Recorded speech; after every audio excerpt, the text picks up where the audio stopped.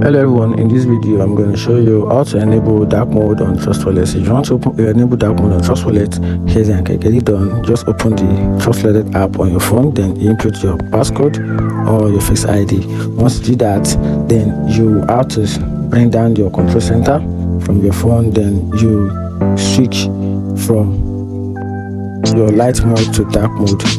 If you went back to the app, you notice that the app has automatically changed to dark mode. The reason is that Trust Wallet doesn't have a specific option where you can switch the mode for both baby light or dark. So what it does is that it automatically emulates the option for the system settings on your phone. So if your phone is on light mode, you switch to light mode, and if your phone is on dark mode, then it automatically switches to dark mode. So I'm just going to repeat this option again. So I'm going to change this to dark mode again.